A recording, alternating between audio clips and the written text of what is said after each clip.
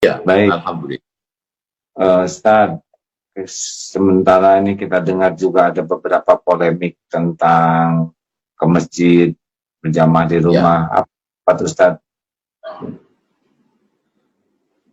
Jadi kita diposisikan pada kalimat meninggalkan masjid. Kalimat meninggalkan masjid itu yang melukai hati kita. Padahal sebenarnya kita sedang berpindah dari satu sunnah ke sunnah yang lain. Jangan dikatakan, kenapa kita meninggalkan masjid? Bukan begitu. Kita sedang pindah dari sunnah ketika aman dengan sunnah Rasulullah ketika sedang dalam masa wabah. Dalam masa aman, sunnahnya adalah memakmurkan masjid. Dalam masa kondisi sekarang, sunnahnya adalah kita lebih memilih keselamatan. Maka yang kita lakukan sekarang ini juga adalah sunnah. Kata Nabi SAW, firra minal majzum, firaraka minal asad.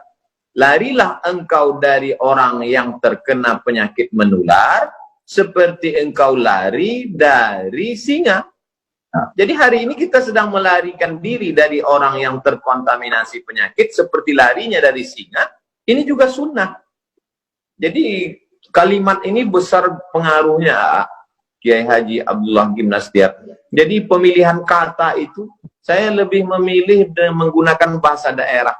Di Riau mungkin lebih familiar tuna di rumah. Tuna di rumah, stay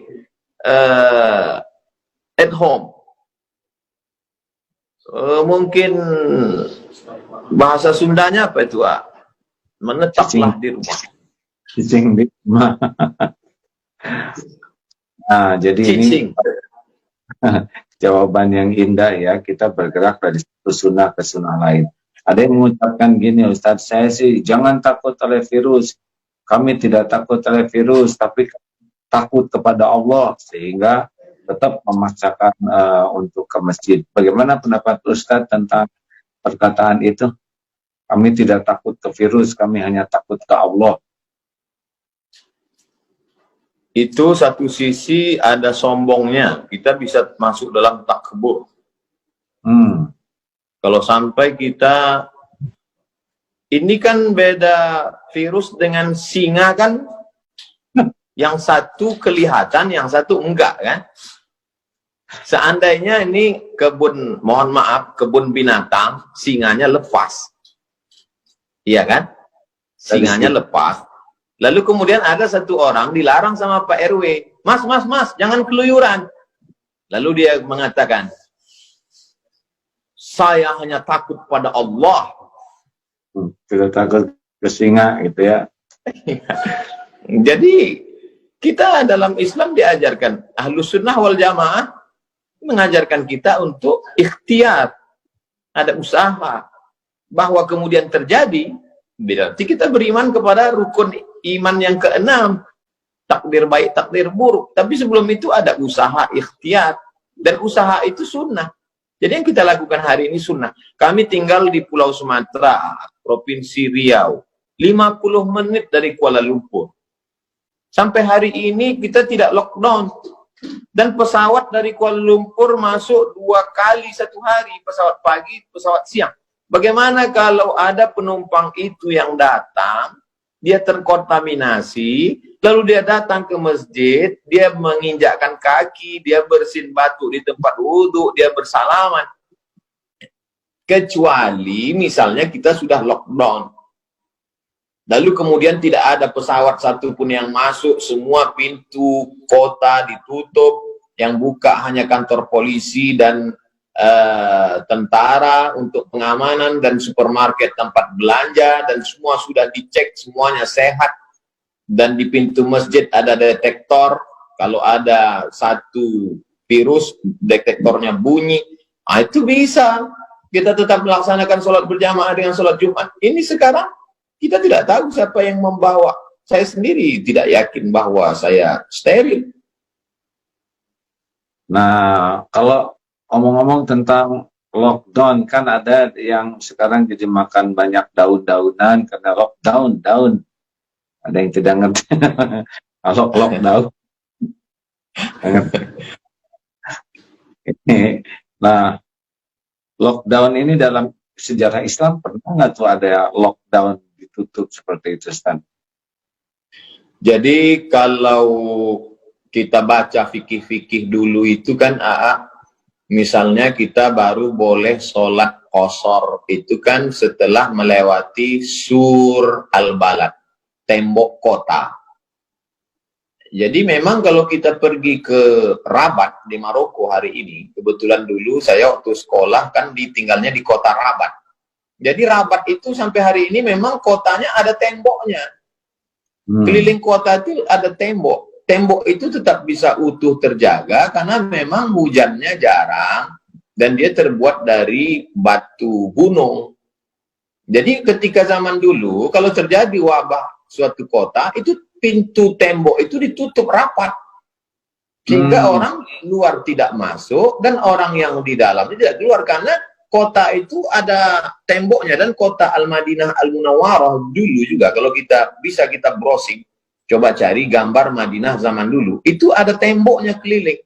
Kalau terjadi sesuatu, musuh datang dari luar, itu pintu. Makanya ada riwayat tentang Umar bin Khattab menerima kunci dari Bethlehem dari Palestina yang kuncinya dipegang oleh pendeta Nasrani.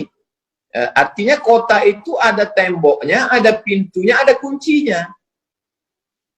Jadi ketika lockdown, dia tinggal tutup pintu aja. Kalau sulit menggambarkannya, nonton film Troy.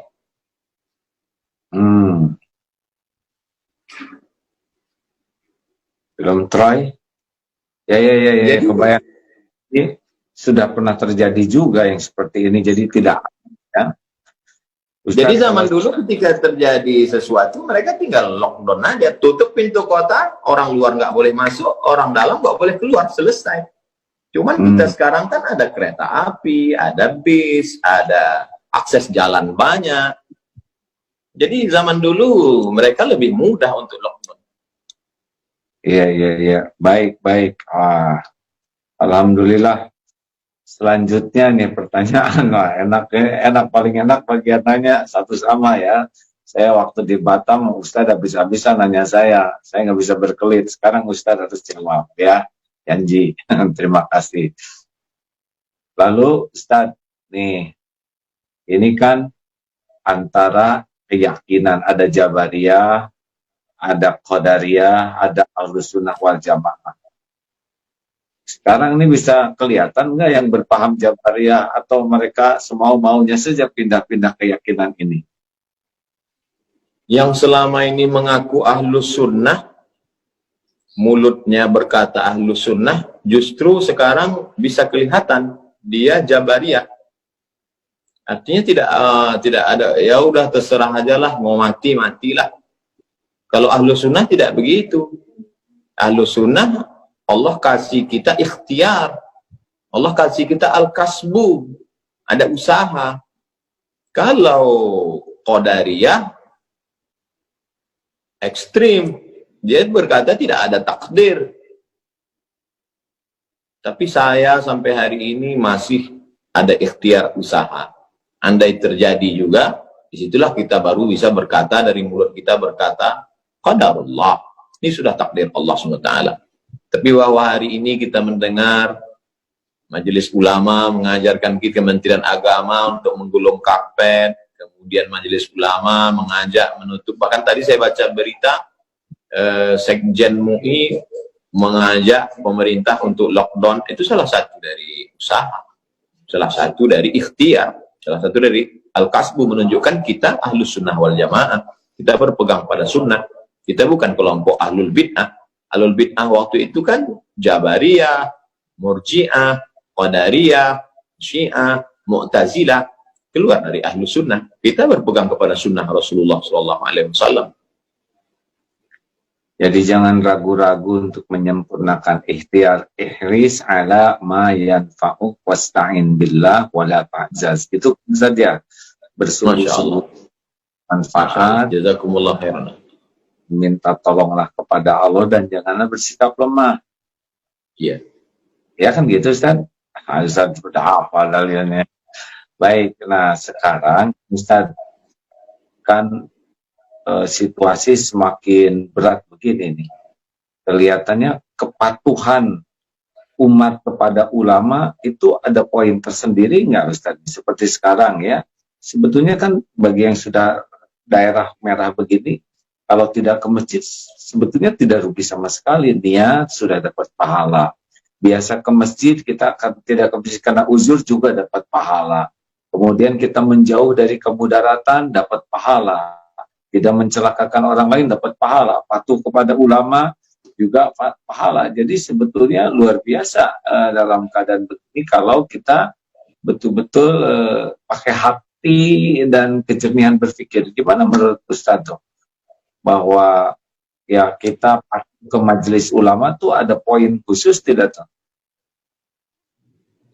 Kita beragama ini bukan ikut perasaan, tapi berdasarkan ilmu.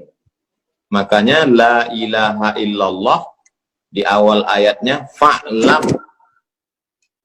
Fa'lam. Itu kasihan. Fa'lam berilmulah. Ada ilmunya. Fa'lam annahu la ilaha illallah. Berilmu tentang la ilaha illallah. Makanya tadi saya tunjukkan kitab 50 sifat. Jadi Imam Al-Qusairi melarang orang uzlah kalau tidak punya dua ilmu. Ilmu akidah, ilmu fikih. Kalau hanya modal nekat uzlah, nanti di tempat uzlahnya dia tidak selamat dari godaan setan. Bisa-bisa keluar bukan menjadi orang bersih hati, malah jadi dukun. Jadi kalau nggak punya akidah yang benar, tidak punya fikih yang benar, uzlah hasilnya jadi dukun ya.